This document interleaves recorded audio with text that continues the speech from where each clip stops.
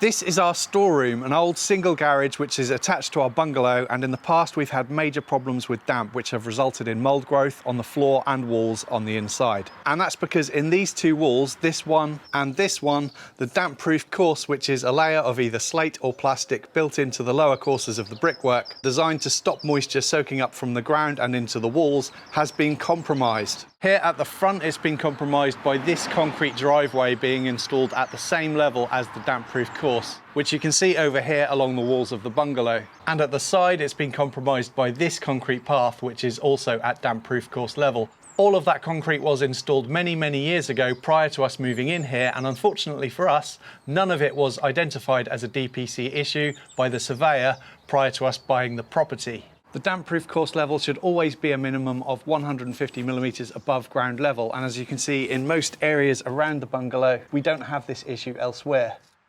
So basically when it rains, water splashes off the floor onto the bottom of the wall, and as these walls are single skin brick and block walls, that moisture soaks in and passes through to the inside of the wall and the floor too, and then eventually mould forms. The damp problem that we have is further exacerbated by the fact that we have this downpipe coming down from the guttering, so that all of the rain that falls on the flat roof then runs onto the path, and as the path is sloped away from the house, as it should be, the water drains away in the gravel over there. But as this area of the path is just continuously soaking wet every time it rains, that's a bit of a problem. So in this video, I'm going to attempt to rectify both the floor level issue and the drainage issue. Wish me luck, I'll probably need it. The first job is to cut away the concrete, and I'm going to use this Milwaukee cut-off saw, which is a new tool to me, never used one of these before. It has a connection for water so that you can hook up a hose, and then the water supply can be adjusted via this tap so that you can basically let a trickle of water through onto the blade to keep it cool while cutting, and that's going to prolong the life of the blade so that it doesn't dull quickly. Before I make any cuts, the first thing I need to consider is whether there might be any pipes or services running beneath this concrete floor. The water supply to our bungalow is on the opposite side, so no issues there. Our heating works from an oil supply, but that's at the back of the house. Electricity comes in via an overhead pole, and that's also at the back of the property. And other than that, there's just a broadband connection, which is also on the other side of the property. I can't think of anything else that could possibly be under here, so I think we're good to go. As we already have some gravel over here next to this path, all I'm going to do is simply extend that same line along. I think that will look best in terms of aesthetics. So I'm just going to mark up a cut line with some spray paint, and I'm using a long piece of plywood just to get a straight edge. So then I can start cutting, and not only does this water cool the blade, but it also helps tremendously with removing the concrete dust from the air, as you can see. This saw has a maximum cut of 85 millimeters, which wasn't quite enough to get through the concrete slab, unfortunately, but I should be able to make it work. At first I found I was going through batteries really quickly, and then I noticed there was an overload light on the front which lights up when you're working the saw too hard, so the trick is to take your time and let the blade do the work without applying too much pressure. And then the batteries lasted okay, although you really do need the high output batteries for this tool in my opinion. The regular ones just don't quite cut it. For breaking the concrete, I had planned to use my SDS drill, but this concrete has been down for several decades probably, and over all that time it's hardened more and more, and while the SDS would have got through it eventually, it was going to be pretty time consuming. So I set up the MX Fuel breaker, which is going to make quick work of this.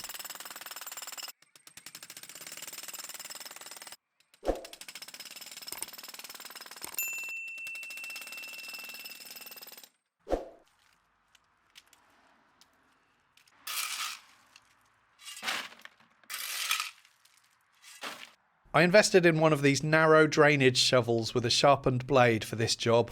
I'll leave a link to this below, and it's going to come in quite handy for a lot of this work. And then the SDS drill again helped to loosen up any remaining bits of concrete.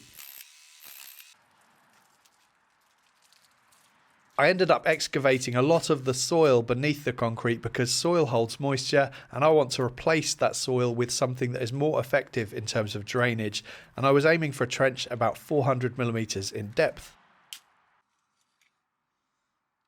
So what I was expecting to uncover here is a few courses of bricks below the DPC level, but instead, unfortunately, these bricks are sitting right on top of the concrete footings. Also, I can't see any visible signs of a DPC between the footings and the brick, which probably means that there isn't one. Now, I've already recently tanked the inside of the walls and the floor with a damp-proof membrane, meaning that damp should no longer be able to track through to the inside anyway, and therefore mould should not be able to form. But I do need to decide what to do here on the outside, and I've come up with a few different options and also asked advice from a few people that I trust. But the problem is, as is often the case, I got a variety of different answers, many of which conflict, and some of which aren't even viable. So my original plan was to excavate as much soil as possible and fill with gravel up to 150 millimeters below the DPC level, but then I'll have lots of ugly concrete on display. I could grind that smooth and paint it, but then I worry that I'd be sealing in the moisture and not allowing it to evaporate. But Sandtex do a breathable masonry paint, so maybe that's an option. Some people suggest sealing the footings with bitumen, but again, I'd definitely be sealing in that moisture, so I don't like that option either. I could install dry rods to the bottom course of brick, which are designed to stop rising damp, but as this bottom course of bricks is the same level as the floor on the inside, I can't see that that would actually do anything anyway, unless I installed them to the concrete rather than the mortar joints, but I'm not sure if that's even an option. It'll cost at least a couple of £100, and it's not even a permanent solution. Those things only last about 20 years. I'd prefer a more passive solution, i.e. letting good ventilation and evaporation do the work rather than a chemical product. Sealing the entire outside of the walls with a product like Storm Dry is another option, but apparently it's not able to be applied over painted surfaces, and I'm not about to start stripping these walls of paint, so I'm going to rule that one out too. First I had a go at grinding the top of the concrete with a wire brush, but that wasn't really working. The idea here was just to tidy up the very top of the concrete, the part that would be visible. But I went back to the cut-off saw for that with the diamond disc, which was a bit more effective. So I did what I could with that down the length of the wall, and I bought some second-hand Aco Hex Drain channel drainage. I found these on Facebook Marketplace. They aren't expensive to buy new, retailing at around £10 each, but we're on a tight budget for this, and these should do the job fine. They are each 1 metre in length, so I'll need 3 of these along the wall at the front, and they simply click together. They aren't particularly heavy duty, but where we're putting them, there won't be any cars driving over them or anything like that. And as you can see, they fit in there nicely. There were 2 problems with these drains though. First, they are not perforated, but that was easy to fix. I just drilled a series of holes down the length of each one. But secondly, they didn't come with end caps or any other fittings, and the fittings were ludicrously expensive on the internet. So after giving the ends of these a good clean, I'm going to make my own. First, I need to cut off these tabs, and then I give the ends a sanding to scuff them up and give the adhesive something to grip to. I found an old piece of chopping board plastic here, and I can cut that to size to fit the end, and I'll use epoxy to fit it in place.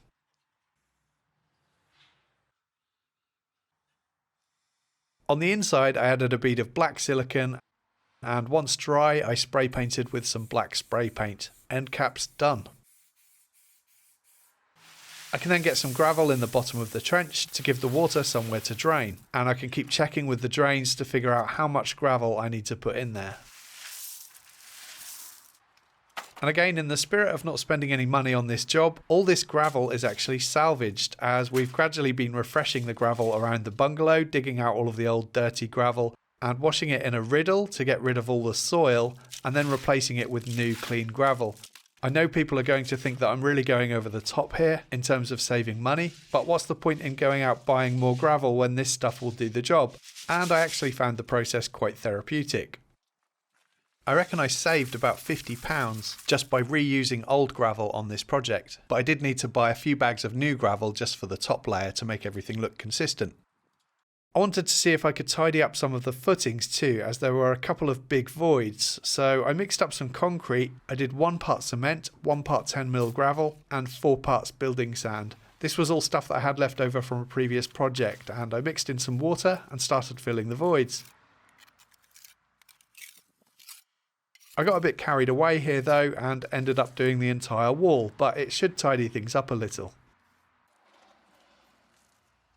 Next I want to tackle the drainage issue with the downpipe around the corner, and after excavating the soil I had a bit of an idea to make a French drain. There was only a very thin layer of gravel here and the soil beneath was incredibly wet, Saying that though, we've never had any issues here with flooding, but still I can definitely improve things, so I'm excavating again to 400mm deep. The trouble was there was this footing for the gate pillar which is going to get in the way of what I wanted to do, so I decided to move the downpipe further down the wall. I'll just need to add a little bit of extra guttering. Fortunately, I found some in my junk pile of shame at the top of the garden. Seriously, everyone should have one of these. I also have loads of old PVC pipe, which is what I'm going to use to make the French drain. So I just needed to fit this guttering so that it tilted down towards the downpipe's new location and secure it to the wall. Then with this old PVC pipe, I could drill out a 68mm diameter hole in the side. This will later receive a pipe, and drill a series of holes through what will be the bottom of the pipe, which are to allow groundwater to rise up into the pipe when it rains and then drain away when it's dry. The only problem was this pipe wasn't quite long enough for what I had in mind, but I managed to find another pipe that fitted in the first pipe really tightly, so I ended up joining 3 pipes together to give me the length I wanted. I'd need end caps for these too, so I'm using some offcuts of PVC floor tiles. These don't need to be watertight, really their only job is to stop gravel and debris getting inside the pipes, so a bit of epoxy and some gaffer tape to hold it while it cures should do the trick. And then I can cut a channel across the path for my last eco drain to take the water from the downpipe to the French drain on the other side. I'm aiming to get this trench the exact size for the drain to slot right in flush with the path with no gaps. And because this drain is going to get some foot traffic, I'm going to lay it down on a bed of concrete. So again, more soil excavation was needed, and I'm going to use some of the concrete rubble as hardcore to sit the concrete on, so I get some of that in there and compact it as much as I can. I had already cut and excavated all the concrete from the other side of the path, by the way, at this point. And then concrete, same mix as before, aiming for a depth of 50mm or 2 inches. The eco drains have these knockouts in the bottom, so I can use that as a connection to the French drain. And again, you can buy the right fittings for these, but I'm just going to use stuff that I have already around the house. I needed to make some more end caps for this drain too, but no need for the perforations this time, as I want the water to flow from one end to the other. I've got one of these 68mm 112.5 degree bends, and this seemed to be the perfect size.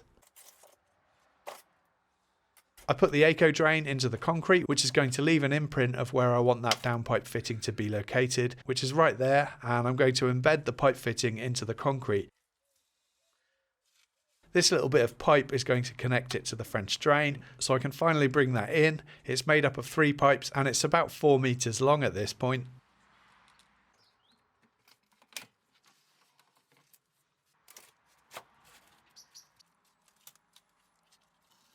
And I added a bit of plywood as shuttering so that I can add more concrete without it falling out of place.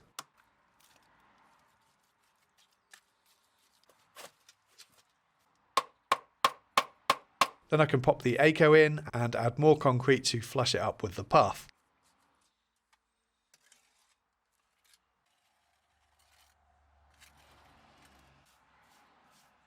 And in with some more salvaged gravel. So now when it rains, that French drain or PVC pipe creates loads of space for groundwater to fill in from the bottom up, and it also means I don't have to buy any extra gravel. I had one of these leaf guards in my shed that goes into the top of downpipes, and I can use that to stop leaves and debris getting into my French drain. I'll just need to remember to clear it out every so often in future. I can then give everything a good thorough cleaning with the pressure washer. Luckily, the footings on this wall were in much better condition than they were on the wall at the front, so I didn't bother patching it up with concrete on this side, I just gave it a good cleaning. I can get my downpipe fitted again, and as you can see, the water will now flow right into the eco drain. On the front wall, the concrete took about a week to fully dry out in the winter weather, and then I could finally get a coat of this breathable masonry paint on just to tidy things up aesthetically. I'm only painting the top part as the rest of it won't be visible once the drains are installed, and I want to allow as much breathability as possible. And I painted the side wall too. Then it's in with the new gravel to tidy things up.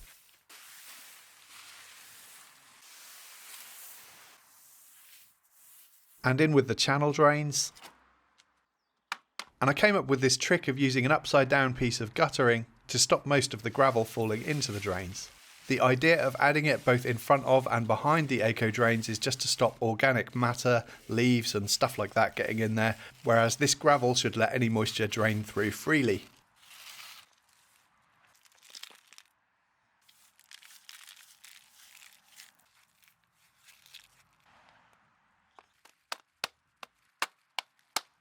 Right, so that was going to be the end of the project, but I've decided that I really don't like how this looks. I really want this black grate to go to the end of the path. My cousin is a landscape gardener and he had a spare one of these, and it appears to be exactly the same type of eco drain but with a galvanised metal grid instead. And I actually much prefer this, so I think I might use this on the path. So what I'm going to do is remove the black plastic grate and use my grinder to grind away some of the concrete that I laid. I want to remove just the right amount to support the new galvanised grate, but if I removed too much it would sag, so I had to be really careful here.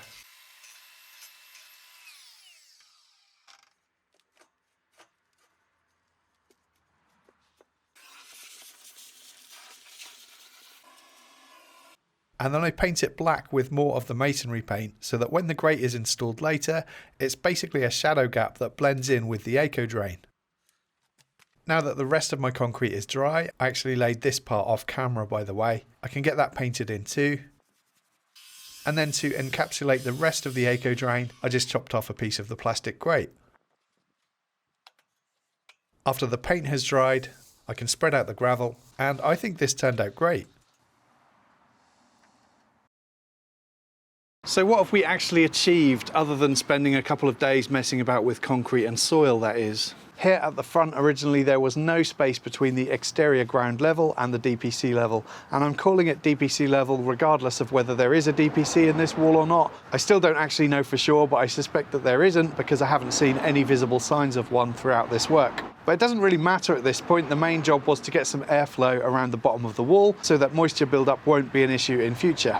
So we've gone from 0mm to 80mm. And then beneath that, gravel and the eco drains, which are going to allow moisture to drain away much more effectively. We are well short of the 150mm guideline, but with the footings on this garage being how they are, it's as much as I can do in the circumstances, I think, and now any rain hitting the floor near the wall is much less likely to splash back onto the wall. And here at the side, we've gone from 0mm to 110mm. And I think this is going to be a big improvement over what was here before. And as I mentioned earlier in the video, the inside floor and lower walls are tanked, so there should be no way that moisture can track through anyway. And water now flows from the downpipe directly into this eco drain instead of continually soaking the concrete path that was here before. And it all flows into the very budget-friendly French drain that I installed. Some people like to use a membrane around gravel for both French drains and for channel drains too, to stop soil or silt getting into the gravel. I chose not to, as I think organic matter is going to find its way into the gravel one way or another anyway. And also, I haven't had great experiences with membrane in the past. It doesn't last that well in my experience. And I know that because I've spent hours pulling out little bits of the remains of what was installed at the top of the garden prior to us moving in. This is all the topsoil that I've excavated on this project that I now need to get rid of somehow. And this is all the concrete rubble I've excavated, which I'm planning to use as hardcore on a future project.